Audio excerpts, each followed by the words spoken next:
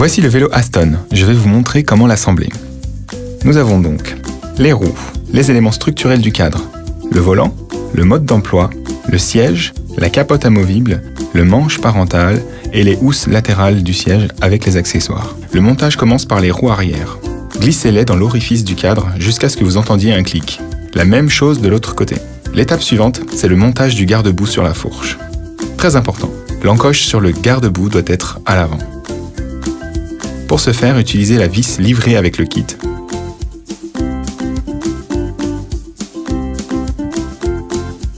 Maintenant, enlevez les vis de la fourche et reliez la fourche à la roue avant.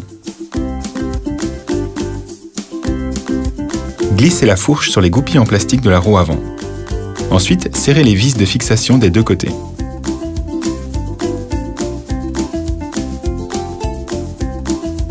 Reliez ensemble les deux éléments ainsi assemblés.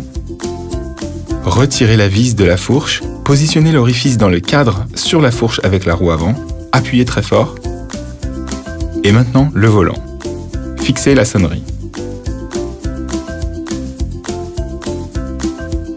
Et enfilez la protection. Glissez le volant dans le cadre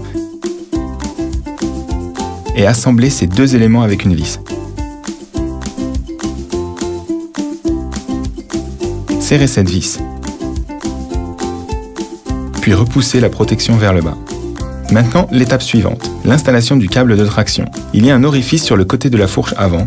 Insérez dans cet orifice l'extrémité du câble de traction, recourbez-le et fixez-le au trou à l'arrière, serrez la vis. Ainsi, assemblez le volant de l'enfant et celui du parent. Et maintenant, nous procédons à la fixation de la base au siège. Glissez-la sur la saillie du cadre, avec la partie plus large vers l'arrière. Passons maintenant à l'assemblage du siège.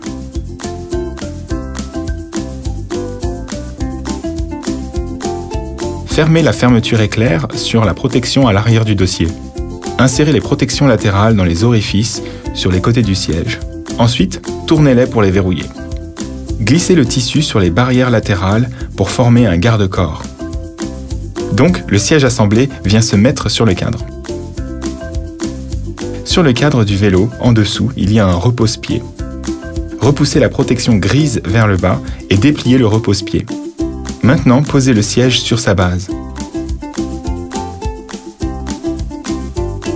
Serrez-le par le dessous à l'aide de l'écrou gris. Il est temps d'installer la capote amovible. Glissez-la dans les orifices à l'arrière du dossier. Ensuite, verrouillez-la en abaissant les deux leviers.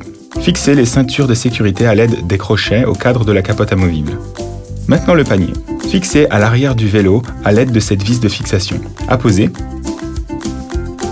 et serrez. Maintenant, la poignée parentale. Elle se compose de ces deux pièces. Il suffit d'insérer la pièce supérieure dans la pièce inférieure et de les raccorder ainsi. Elle dispose de deux orifices pour le réglage en deux hauteurs. Installez la poignée à l'arrière du vélo dans cet orifice. Insérez-la jusqu'à ce que la tige d'argent ne sorte pas. Fixez le porte-gobelet en le glissant sur cet élément sur la poignée parentale. Et la pochette est à enlacer par ici. Fermez à l'aide des bandes velcro. Le vélo Aston est prêt. Il ne nous reste qu'à déplier le pare-soleil et la housse de protection. Pour changer la direction du siège, dévissez l'écrou sous le cadre, repositionnez le siège et resserrez bien l'écrou.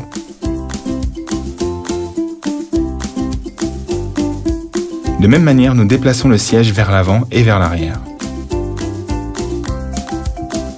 Avant la première promenade, ajustez la longueur des ceintures pour le bébé. Pour les plus jeunes enfants, dépliez le repose-pied et verrouillez les pédales de la roue avant. Pour les enfants un peu plus grands, le repose-pied est caché, mais la roue fonctionne toujours indépendamment des pédales. Pour que l'enfant puisse pédaler tout seul, il faut déverrouiller la roue. Lorsque votre enfant grandit, Aston peut être facilement transformé en vélo autonome. Alors on retire du vélo la capote amovible, la poignée parentale, la protection du siège et le câble de traction. Le vélo autonome pour notre champion est fin prêt. C'est tout sur le vélo Aston.